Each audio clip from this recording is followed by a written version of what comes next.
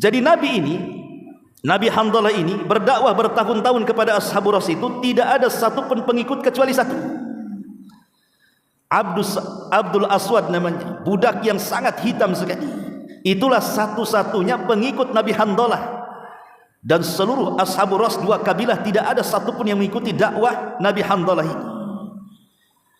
Jadi begitulah para nabi. Persis seperti yang dikatakan oleh Nabi SAW dalam hadis yang panjang ketika menceritakan tentang 70.000 orang yang masuk surga tanpa hisab dan azab kan.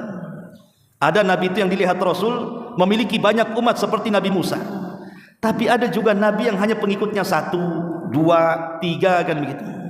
Apakah kita katakan nabi yang pengikutnya 1, 2, 3 itu gagal? Tidak, justru berhasil. Karena keberhasilan dakwah itu bukan ditinjau dari pengikut, tapi berhasilnya menyampaikan kebenaran. Kalau kita sudah menyampaikan kebenaran, artinya kita berhasil dalam dakwah. Ma'asyiral muslimin yang dimuliakan Allah Azza wa Jalla, hamba yang berkulit hitam pekat ini, ketika dia mendengar bahwa nabinya dipendam dalam sumur itu, dia tahu bahwa nabi itu tidak makan dan minum. Akhirnya dia pun lari ke hutan, kemudian mencari kayu bakar, kemudian dijual ke pasar, kemudian hasilnya diberikan makanan, kemudian makanan itu dimasukkan ke dalam sumur lewat tali itu, supaya nabi itu makan. Setiap hari seperti itu dilakukan oleh budak hitam ini, supaya nabi itu jangan mati. Sampai pada waktunya, ketika budak hitam ini masuk ke dalam hutan mencari kayu bakar, tiba-tiba dia ngantuk, kemudian tidur, dan Allah tidurkan selama 14 tahun. Jadi kalau dia berguling ke arah kanan, Allah tidurkan 7 tahun. Kalau kemudian berguling ke arah kiri, Allah tidurkan 7 tahun. Berarti dia ditidurkan 14 tahun, sama dengan kisah Ashabul Kahfi itu.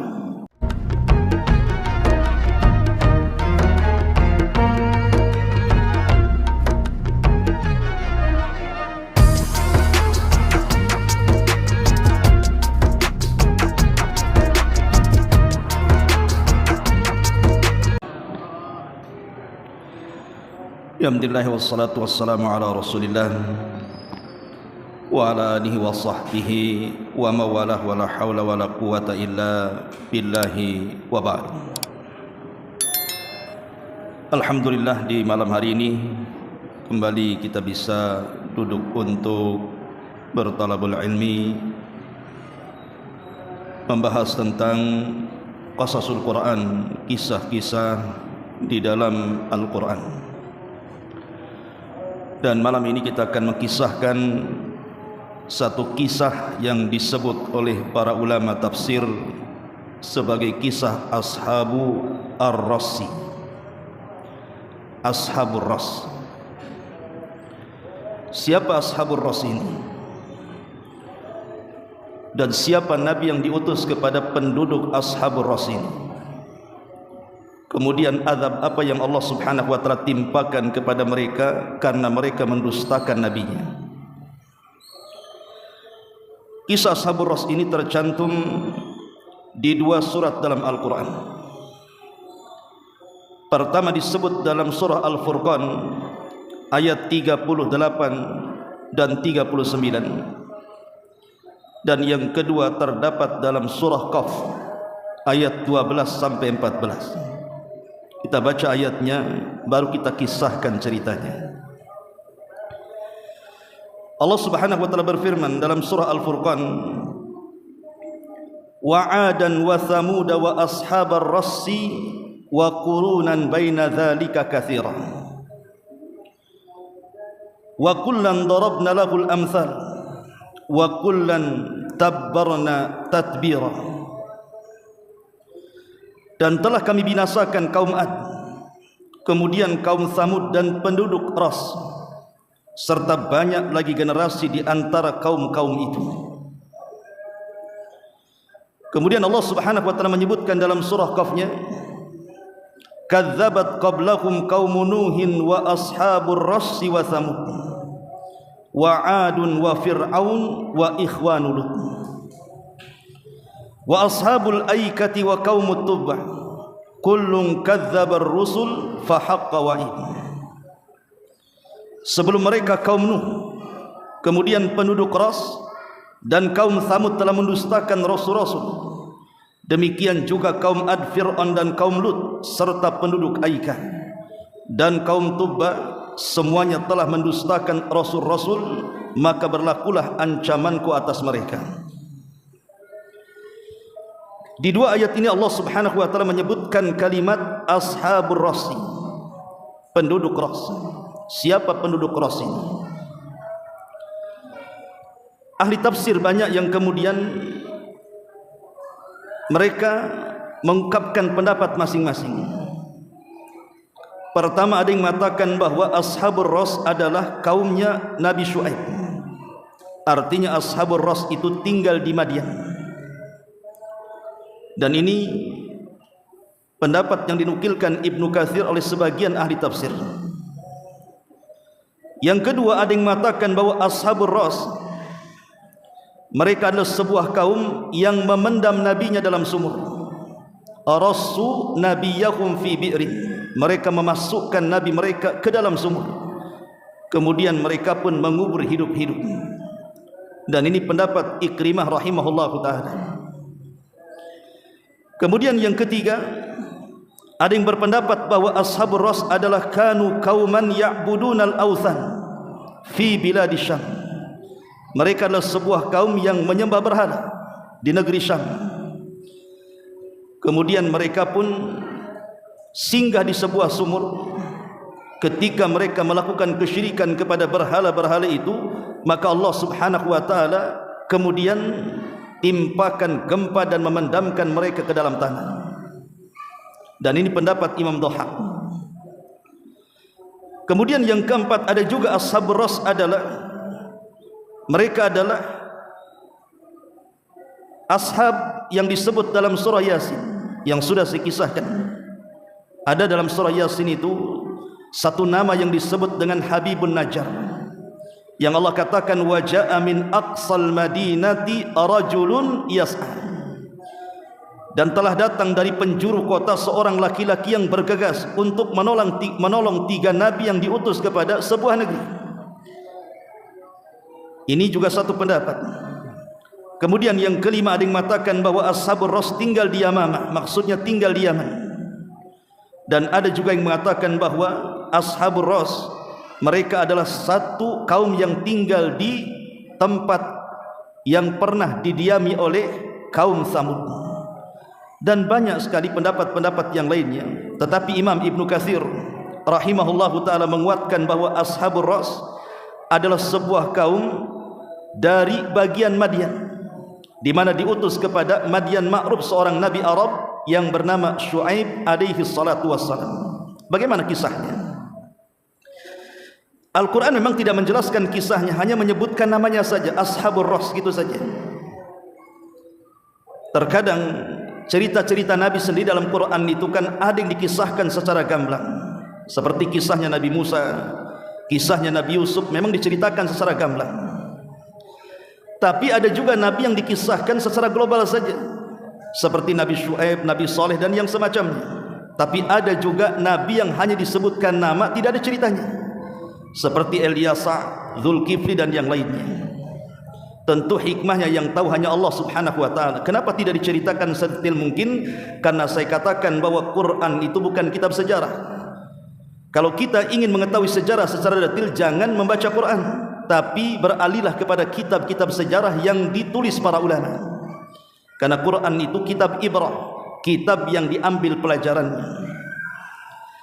Lalu ashabur ras ini bagaimana kisahnya kalau tidak diceritakan dalam Quran? Bahkan hadis pun tidak menceritakannya, tapi ternukil dari pendapat-pendapat para sahabat seperti Ibnu Abbas, kemudian juga Ali radhiyallahu an, kemudian juga Ka'ab al-Akhbar, dan banyak sahabat yang menceritakan tentang kisah ashabur ras ini secara global seperti ini.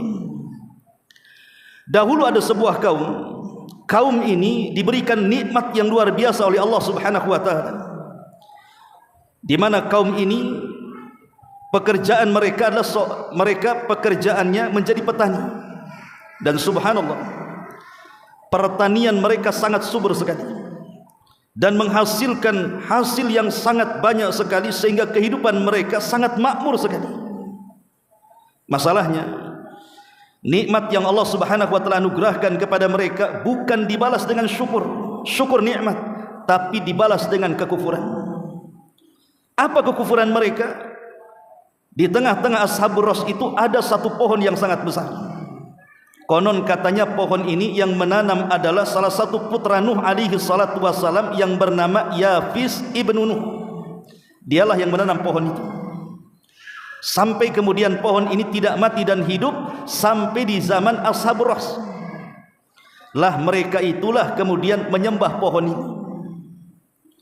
Lah Ashabur Ras itu terdiri daripada 12 kabilah.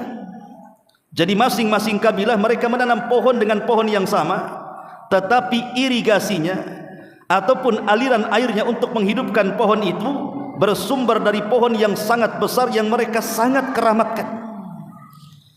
Begitulah Ashabur Ras, mereka adalah kaum penyembah pohon. Pohon yang sangat besar sekali, disitulah ada sumur. Makanya nanti kisahnya disebut Ras, karena Ras itu artinya nabi yang dipendam dalam sumur. Jadi dari sumur itulah ada sumber, lah airnya tidak pernah habis.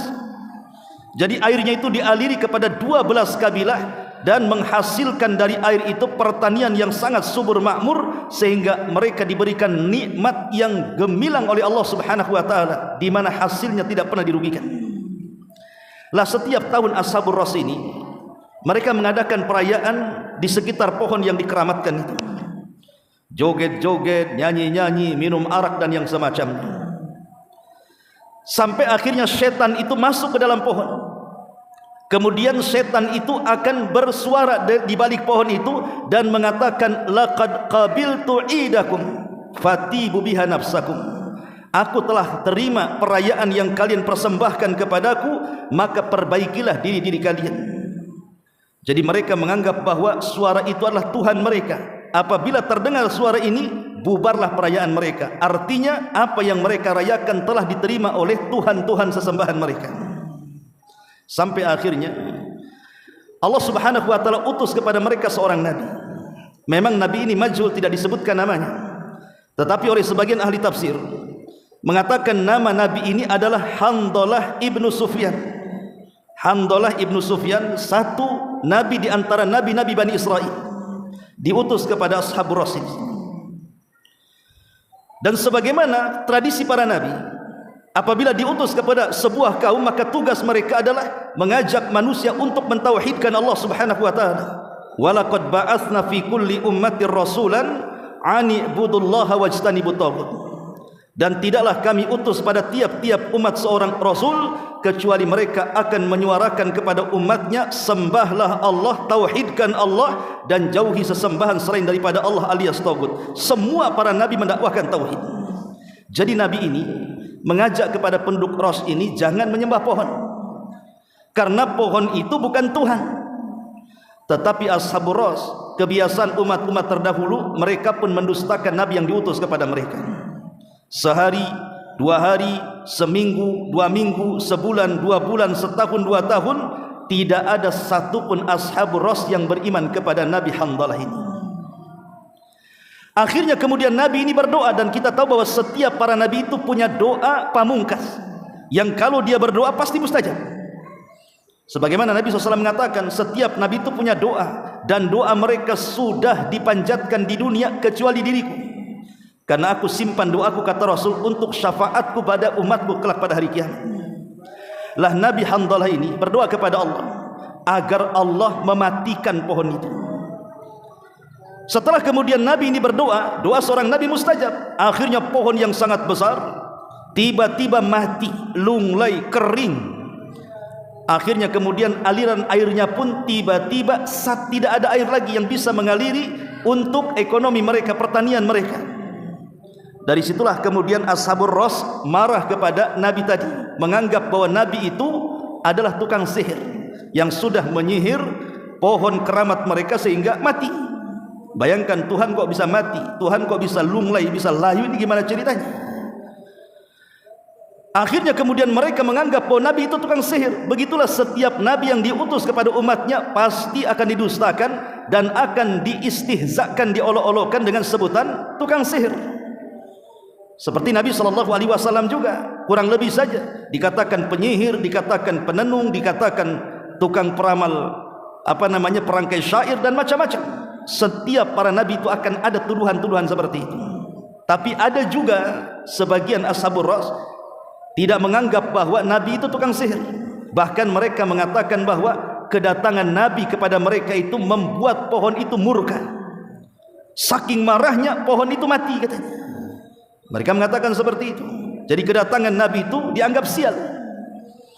Ma'asyiral muslimin yang dimuliakan Allah Subhanahu wa taala, akhirnya penduduk Ras ini marah. Karena marahnya mereka, ditangkaplah nabi ini, kemudian dimasukkan dalam sumur yang terdapat di bawah pohon besar itu. Makanya kemudian kisahnya saya katakan ashabu arasi, orang-orang yang memendam dalam sumur seorang nabi. Dimasukkan nabi itu ke dalam sumur itu. Kemudian setelah dimasukkan ke dalam sumur, ditutup oleh batu besar sumur itu. Setiap nabi ini menangis karena melihat perlakuan kaumnya kepada dirinya, maka tangisan itu akan terdengar sampai keluar. Apabila ashabur ras mendengar tangisan nabi itu, mereka bahagia. Mereka kemudian tertawa-tawa, senang hati, karena mereka sudah memendam tukang sihir yang sudah menyihir sembahan mereka. Sampai pada waktunya tangisan nabi itu sudah tidak terdengar lagi. Apa yang terjadi?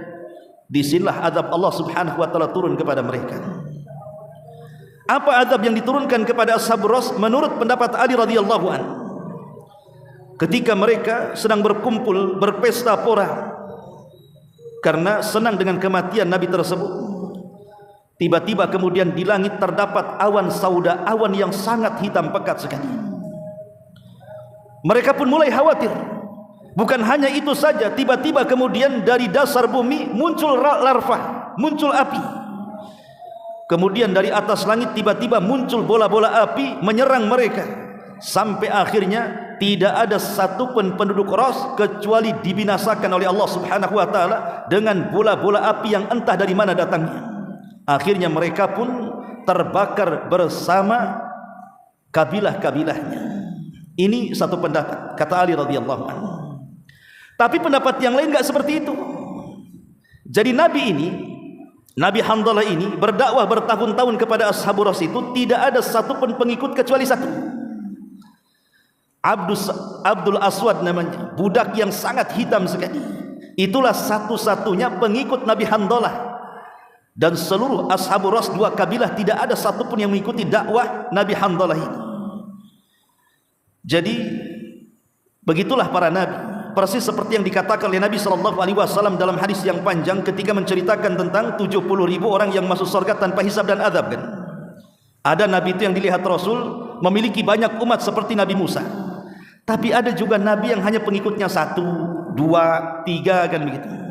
Apakah kita katakan nabi yang pengikutnya 1, 2, 3 itu gagal? Tidak, justru berhasil.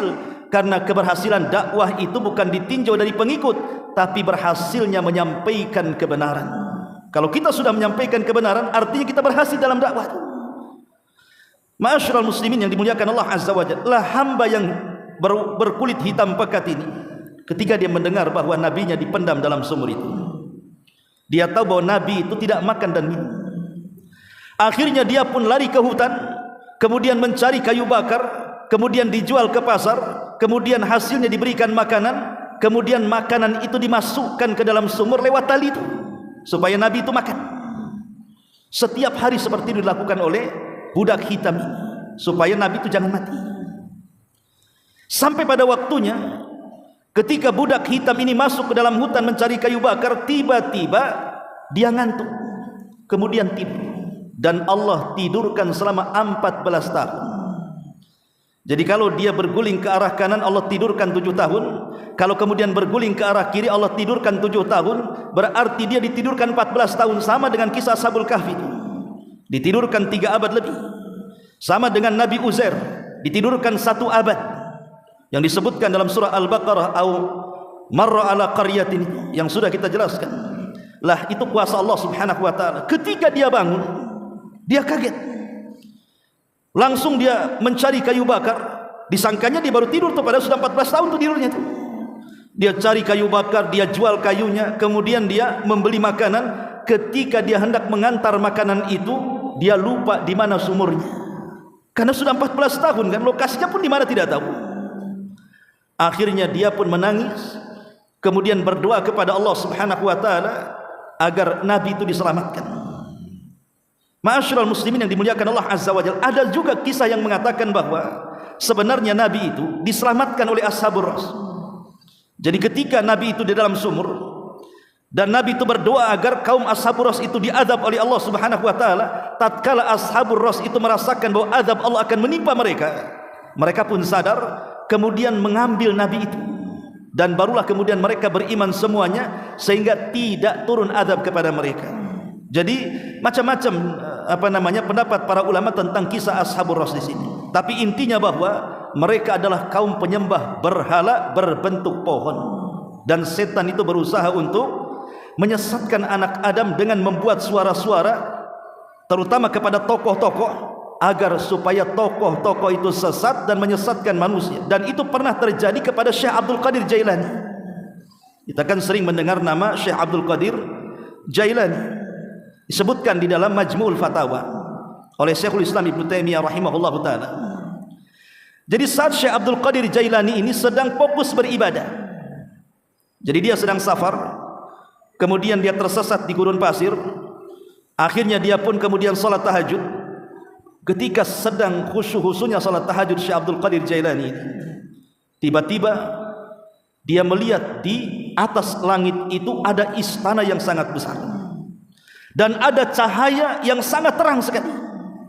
Tiba-tiba di balik cahaya itu ada suara, dan suara ini mengatakan, "Ana rabbuka ya Abdul Qadir," katanya, "Saya adalah Tuhanmu wahai Abdul Qadir Jailani.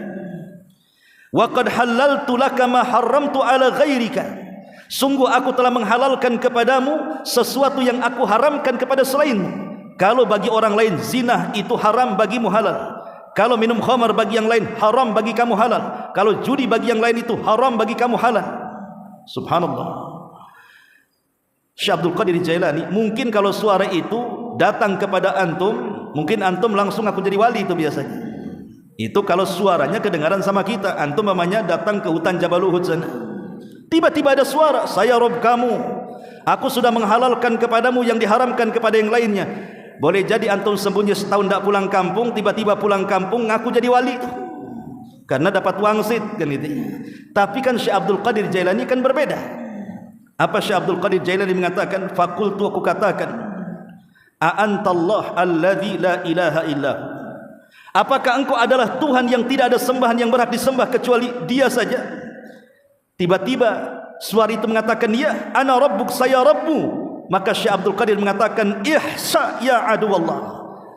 Anyah kau wahai musuh Allah, engkau bukan Tuhanku, engkau adalah iblis wa syaitan. Tiba-tiba ketika Syekh Abdul Qadir Jailani mengatakan seperti itu, langsung istana besar yang di langit hilang, cahayanya hilang menjadi gelap.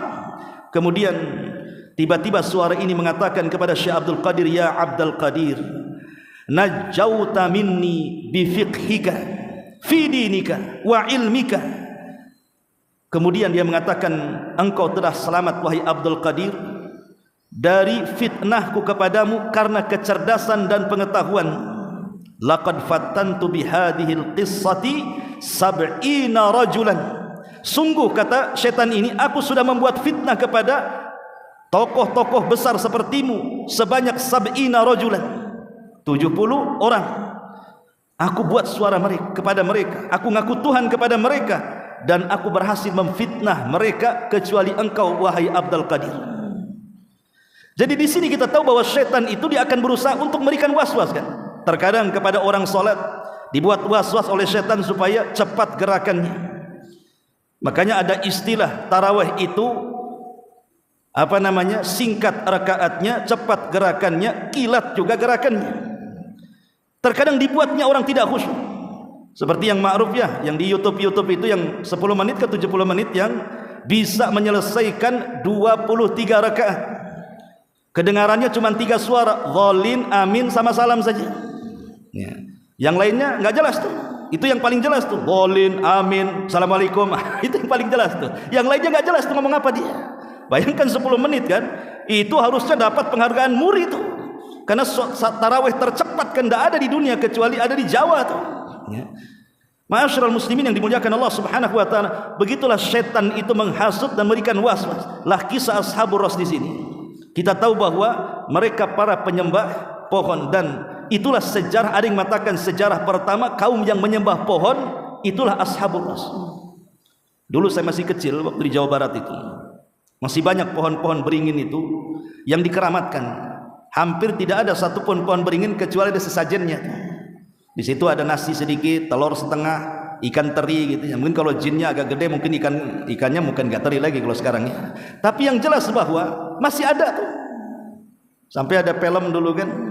Ada pohon, tiba-tiba ada suara minta makan.